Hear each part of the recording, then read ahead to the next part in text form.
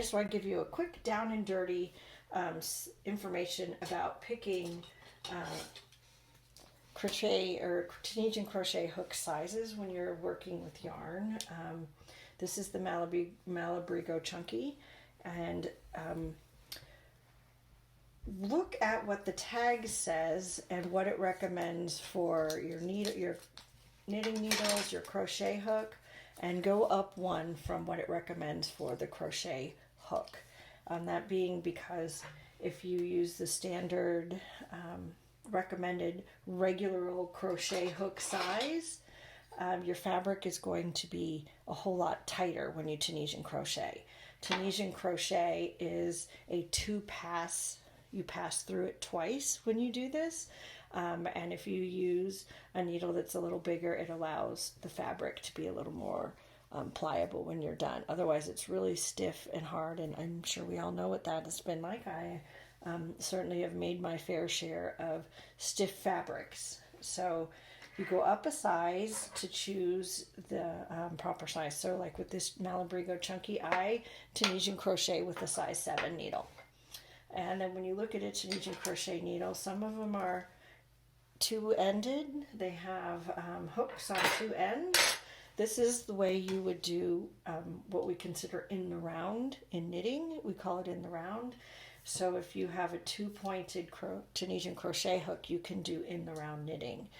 And they come smaller, or they can come a very large length. If you're doing an afghan or a blanket, this is a great length for that. What I find a challenge is that as I'm putting my stitches on, they fall right off the back. They just start slipping off the back. So my super secret hint is to put a stopper on the end. I'm a big fan of those Cocoa Knits little marshmallow looking stoppers. I just pop that on there, and then I just use the one hook.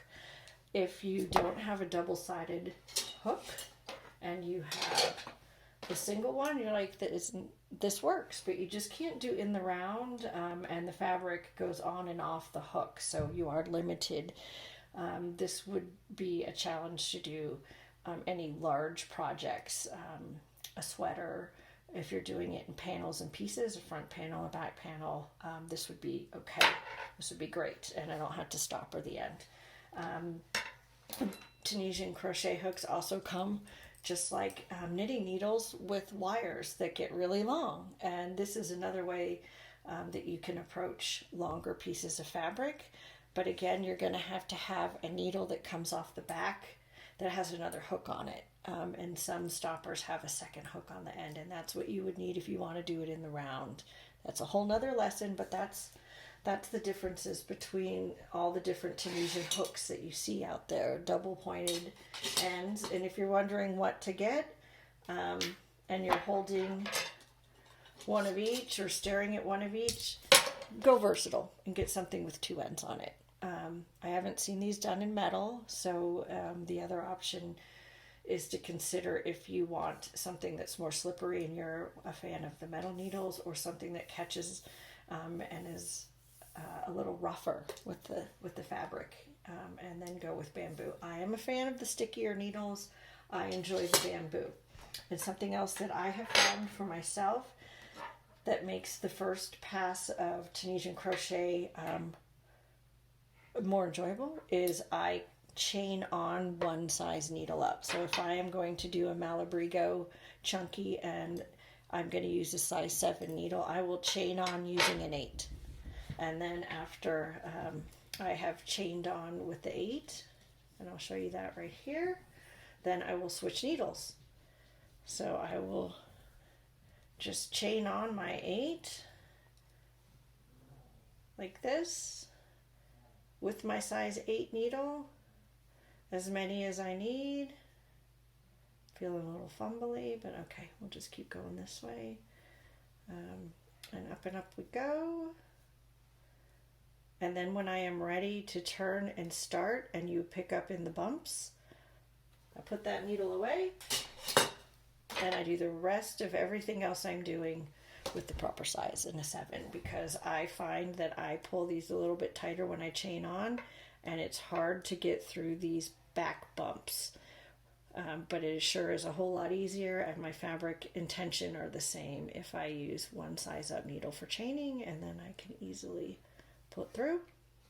And I'm still fumbly, but I'm a whole lot better and faster at getting that set up foundation row going with Tunisian crochet. That's just my little hint. And here's my other hint that I have discovered along the way. That if I have to stop a project and I have some of my first pass stitches on the needle, I missed the bump here. I don't want them to slide off the needle, and the farther along in your project you are, the easier they slide off. This foundation row, they're a little tighter.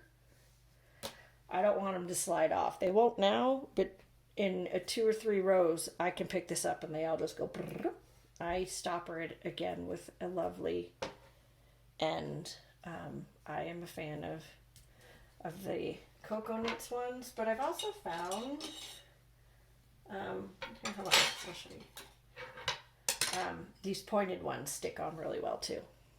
They stay on there, and then my stuff doesn't fall off when I throw it in a bag. So, and if I only have, here's my last tip. I'm assuming you know what you're doing. This is meant to be tips and hints, not a lesson. But as we're taking them off, if we get to the end, pull 2 off. Okay, here we go. Remove 2 off. Here's my last and final hint. This is a crochet hint. If you're more of a knitter, when you're at your end, this is just going to fall off in your bag, and one stitch on the needle can be a challenge to keep. I use a bobby pin and put it through the last stitch. If that's what you have in your house, you can use one of these removable stitch markers. Knitters tend to have a lot of these around. I have also found, having many girls in my home, these little barrettes work great to put that through the end as well. And it holds my final stitch. Pick one. You don't need 3. This is overkill. But that's how I manage to keep a single one. I like to have all of mine and finish a row. I like to have a completed row when I stop, rather than stopping in the middle. So those are my hints and tips and looks at needles when it comes to Tunisian crochet. So get out there and start Tunisian crocheting. Thank you.